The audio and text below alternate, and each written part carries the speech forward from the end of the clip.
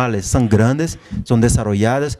Probablemente son semillas con embrión que puede germinar normal, pero esto es algo, no es muy común en la naturaleza, que no hay nada aquí. Es como, no es algo ocasional, sino una cosa intencional de la planta. Tener estas semillas livianas no es algo que solamente se pasa por acaso, sino que la planta realmente quiere hacer esto intencionalmente. ¿Cómo, perdón? Sí, esa es la palabra técnica. Entonces, esto se pasa en todos los niveles, de todos los genotipos, en todas las condiciones. Es siempre, aunque la planta tenga toda la agua que necesita, ahí todavía tiene estas semillas livianas.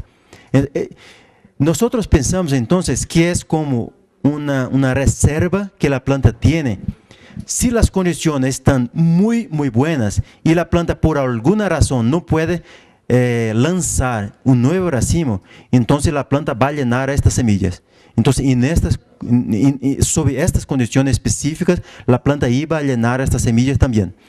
Pero si las condiciones son buenas, la planta hace la opción por hacer un nuevo racimo y no llenar estas 10% de semillas que están aquí. Posiblemente, entonces este es más un componente de producción que los mejoradores pueden trabajar para incrementar la producción, para comprender qué pasa en la semilla. Mire, este es los niveles de agua incrementando. Esta es más agua y esta es sin agua. En verdad tiene la agua de lluvia, pero eso es muy poca agua. Y estas semillas livianas, aquí son como unos 15%. Y cuando se tiene más agua, también se baja un poco, pero no totalmente. Mismo que la planta tiene toda la agua que necesita, todavía tiene como unos 5% de semilla que no se llenan. ¿Ok? Entonces, en conclusión, solo para confirmar, la higuerilla es muy sensible a encharcamiento, pero no es solamente al encharcamiento. Me olvidé de decir una cosa sobre la aeración, que los suelos compactados también, los expositores hablaron antes que los suelos compactados son muy dañosos para la higuerilla, por esa razón, que en suelos compactados no se puede entrar el aire, entonces la higuerilla sufre mucho con esta falta de oxígeno en las raíces. Y también otra cosa, se puede pensar que las raíces son muy fuertes, muy gruesas, pero son muy sensibles y no tiene una buena capacidad de penetrar estas capas duras de suelo. Entonces, cuando hay compactación, las raíces de higuerilla no pueden perforar estas capas. Aunque parezca que tiene muy fuerte, las raíces pueden romper todo, pero no es verdad en la práctica, que esto no se pasa con la higuerilla. Entre diferentes genotipos, todos los componentes de producción pueden adaptarse para que la planta aproveche mejor las condiciones ambientales. Y esto es importante para que todos comprendan, porque es diferente entre agricultores. Quiero decir, hay agricultores que pueden necesitar de un genotipo, otros agricultores pueden necesitar de otro, aunque sea en la misma región, dependiendo del manejo, de lo que quieran hacer, cómo quieren cosechar y todo más. Entre pisos y entre regiones en el país también pueden que necesiten de diferentes, tengan diferentes demandas por genotipos, dependiendo de esto. Y también cada semilla puede ser llenada diferente de acuerdo con las condiciones ambientales. Entonces, muchas gracias. Y si hay tiempo, ya tenemos una pregunta ya.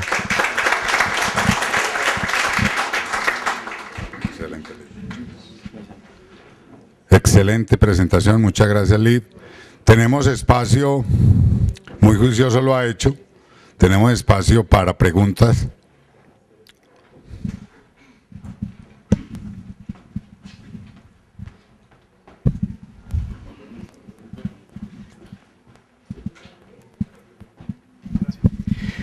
Doctor, una pregunta. ¿La predisposición de la higuerilla hacia la producción de aceite va más ligada a un comportamiento genético o va hacia un comportamiento fisiológico? O sea, es decir, por lo menos en esta zona donde de pronto los días luz o las horas luz son pocas, de pronto la radiación solar que hay en la costa quiere decir de que de pronto en la costa el comportamiento hacia la producción de aceite es un poco más o se comporta igual tanto en las dos condiciones.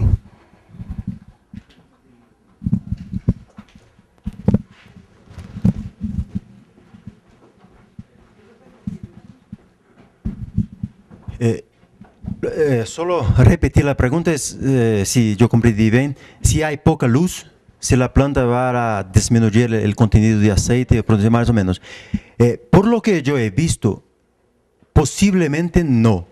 Si hay poca fotosíntesis, si hay sin capacidad de llenar semillas, probablemente lo que la planta va a hacer es que va a hacer racimos más pequeños o solamente un racimo, pero va a llenar normalmente ese racimo. Entonces, probablemente la respuesta no va a ser racimos con menos contenido de aceite, sino racimos más pequeños, menos semillas, pero con el mismo contenido de aceite. Esto no cambia. Y otra cuestión es la calidad del aceite. Lo que siempre hemos visto es que no cambian con las condiciones ambientales. Entonces, sea seco, sea húmedo, con mucha luz, frío, caliente, la calidad del aceite siempre es la misma.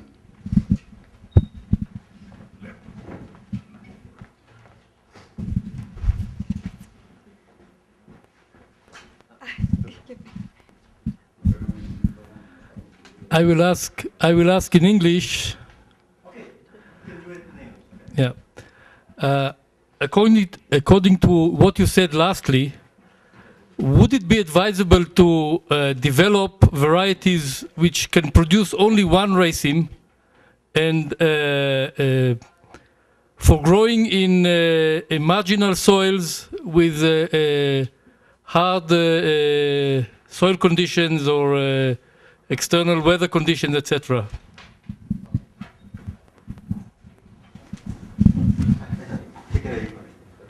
La pregunta es, bajo estas condiciones que yo he dicho, ¿es una ventaja desarrollar un genotipo solamente con un racimo para las condiciones más duras, como suelos ácidos compactados o con poca agua? Mire, yo pienso, para mí es importante que nosotros comprendamos, podemos entender lo que pasa. Y la decisión sobre si es mejor o no es entre los mejoradores y los productores. Yo creo que es bueno tener las dos opciones. Lo que pienso sobre una planta que hemos visto de Mauricio ayer, por ejemplo, una planta pequeña con solamente un racimo, es muy bueno porque tiene esta producción rápida, con alta densidad, entonces probablemente va a ser una producción muy alta y rápida, se puede cosechar, por ejemplo, hasta 3 veces al año, tal vez, o 2 veces al año. Y entonces esto es muy bueno. Pero la planta pierde la flexibilidad para las condiciones ambientales.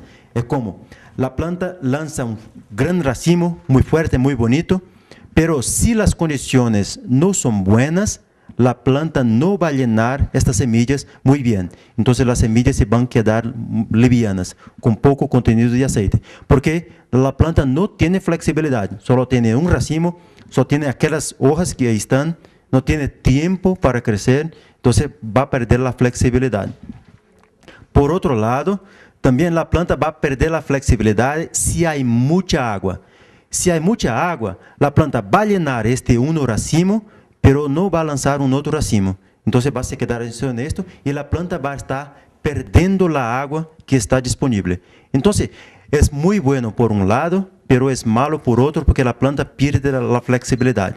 Y también una planta muy grande con muchos racimos tiene sus desventajas, porque una planta así no se puede cosechar mecanizada, es muy cara la cosecha, se pone porque hay que cosechar mucho. Entonces, yo que quiero decir es que quiero que entiendan lo que pasa, pero no hay una respuesta lo que es mejor. Si es mejor una planta pequeña, si es mejor una planta grande, esto no existe como sería una respuesta que sería única. Es para todas las condiciones. Déjeme solo repetir si comprendí bien. La foto que mostré, una planta que perdió las raíces, la raíz principal. Entonces, ¿será que esta planta perdió la plasticidad o la flexibilidad de los componentes?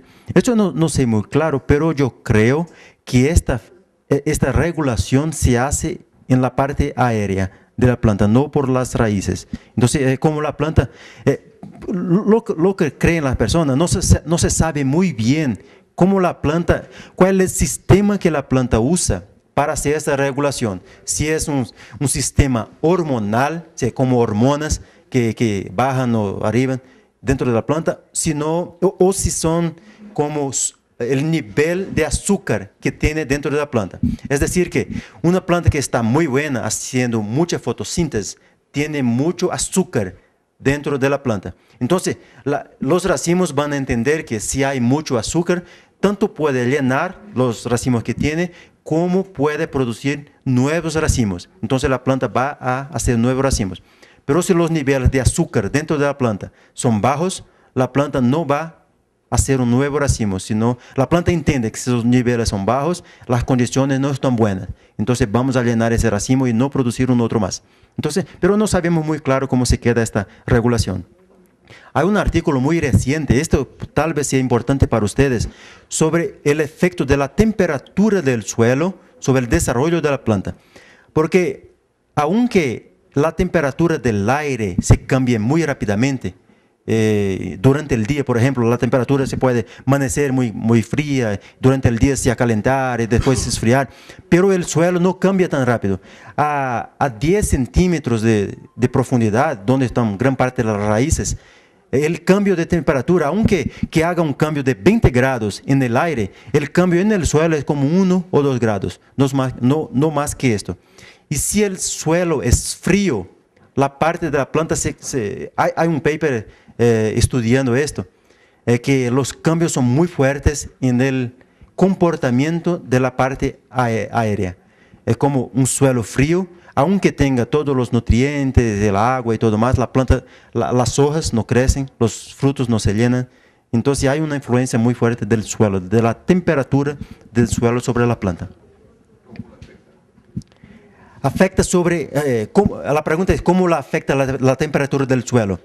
Probablemente la viscosidad de la agua o la capacidad de las raíces de absorber la agua es muy limitada cuando la agua es fría, cuando el suelo está frío.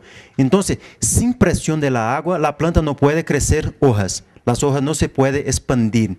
Y probablemente también puede haber hormonas producidas por las raíces que como envían un mensaje a la parte aérea que no crezca. Entonces puede haber estas regulaciones.